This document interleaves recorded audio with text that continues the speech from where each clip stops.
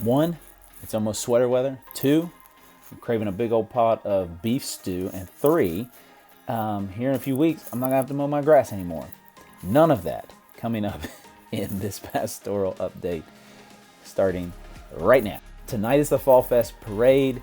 If your kids are riding on the float, then you've already been contacted by Faith Early. If you haven't, just reach out for the info. Thank you, Faith. Thank you to the Early community group and to anyone else who helped get the float together and get all this organized. Super excited. One of the things I think about is when we are handing out water bottles and candy and going through the float, like, what's the point of it? And I think one of the things I pray is that there's a top of mind awareness that Mercy Village Church exists, that we're kind, that we're for the village, that we're for people, we love people. And so that, who knows, maybe there's someone in that parade tonight who receives that and nothing happens.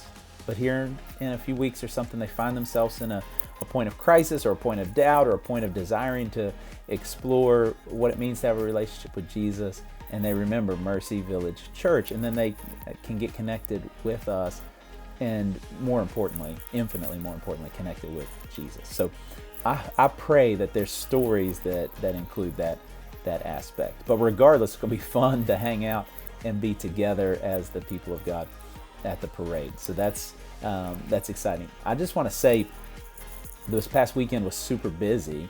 We had the parenting workshop. We had membership class, welcome new members, beginning the process of welcoming new members in at Mercy Village, and just a lot. But God is super faithful, and He is growing our church. And as has been the story from the beginning, He continues to be the one leading the way and making it happen. Next week we start our What is a Christian book together. That's our challenge. These are available. Please pick one of these up. Even if you're already the master discipler of your children, this will be a good refresh for them. Or if you feel like it's a little bit of a challenge because you're starting to establish these rhythms with your kids, pick it up and let's do this together as a church family. It's not that it can't hurt your family. I promise you that. So let's do this together. This week's topic is God, and I'm going to post some individual videos so that it doesn't distract everyone who's doesn't have kids and family, but you don't have to worry about it. You can skip over the videos in the future about this. But pray for the families that'll be going through this. I pray that God will save our kids. Pray that God will encourage our kids to be more involved in the work that He's doing. But this week we start with the topic of God, and I'm super excited for us to go through that as families at Mercy Village Church. This weekend, Philippians chapter 2. Read ahead, Philippians chapter 2, verses 1 through 11. We're going to talk about humility, what it looks like as kingdom citizens, to be marked, to smell, look, sound like kingdom citizens. One of the marks of that is humility. And we're going to hear a call to that, an exhortation, an encouragement to humility, but then we're going to see humility exemplified in Jesus. And we're also going to see that it's empowered by Jesus. Like, that's the good news, because the call to humility is hard, and it is necessary. It is essential.